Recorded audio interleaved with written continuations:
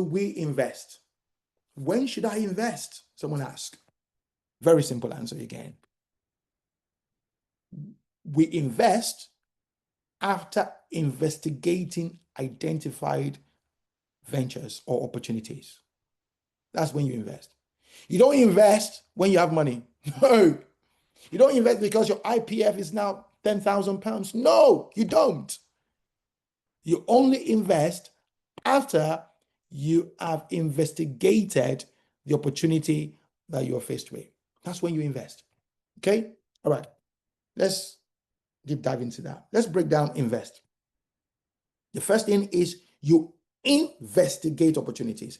Investigate opportunities. So careful research is crucial before committing your resources.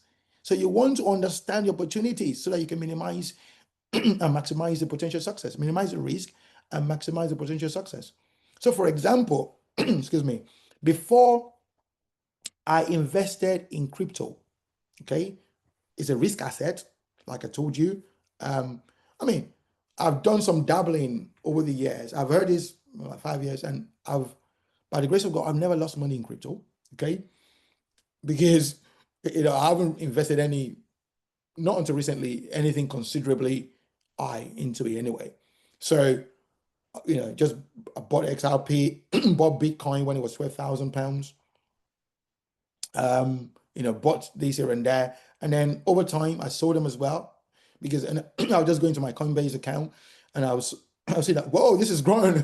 And I was just say, okay, let me just use it. I wasn't serious about it. It wasn't properly structured. But when I started hearing about this opportunity, especially when we floated that course on our platform, I thought, okay, I might want to consider this. So I registered, I paid for the course. Okay. I said, I want to come and learn. So I started learning about it. I started learning about decentralized finance. I started learning about this. I went to someone that is knowledgeable in it with clear guidance.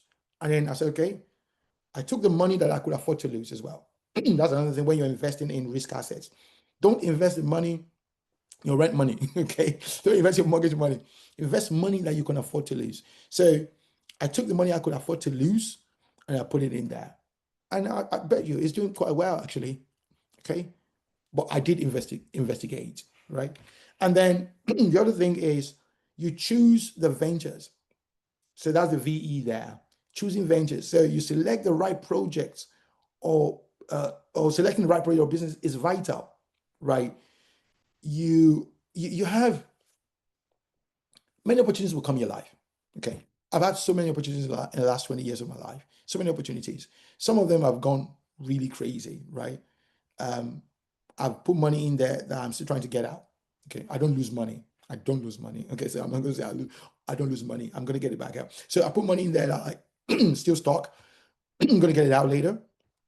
But you need to choose the right venture, okay? And you make that choice strategically, okay? Where are you going?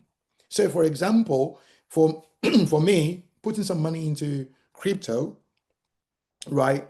I knew I could afford to lose that. I understood that venture.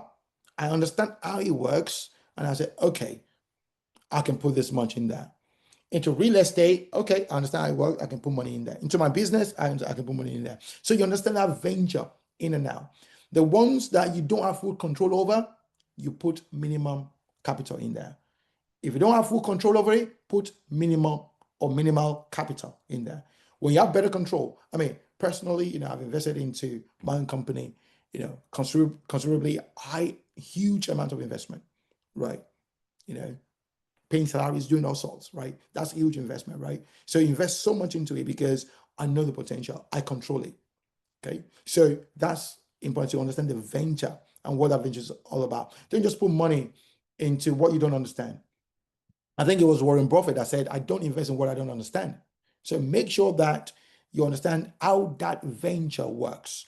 And the last thing there is confirm the systems, okay? Confirm the systems. What does this venture have the right systems that drives it, okay? Is it properly structured, right? Is it overinflated, the promises and all that? Is it overinflated? Is it realistic? Or they're just saying, oh, bring your money today, you know, you're going to have double tomorrow or double next week. And you're like, okay, so tell me more about it. What is it? And by the time you start asking some questions, you realize that, oh, it doesn't have system. So in the tool, My Gap Up, we're actually currently building a feature in there that you can use to qualify using this model of invest. You can use to qualify opportunities. By the time you ask a few questions, you're like, oh, okay, sorry, Mike, I can't invest in these. It doesn't walk away because it doesn't have the right system. Don't let greed get in the way. Don't let like, there's so much money to be made in that. Investigate it properly. Do your due diligence, and make sure that it has the right systems. They might have the right intentions, right? The people that brought you the project, they might have the right intentions, but if they don't have the right systems, it will fail. So that's what you need to know. So as an investor yourself, start seeing yourself as an investor. As an investor yourself, you must know what you're looking for. Okay. So the moment you start having £10,000 or £20,000 or £30,000 or £100,000 in cash that you have available for investment, you're an investor, even from as little as 5,000. Okay. £5,000, you are an investor. Start thinking like that. Start investigating these things. Okay. Okay. So the last leg now, we've climbed the ladder or the stairs. We've climbed the first, the second, the why, the where, the the when, and now we're getting up to the fifth one,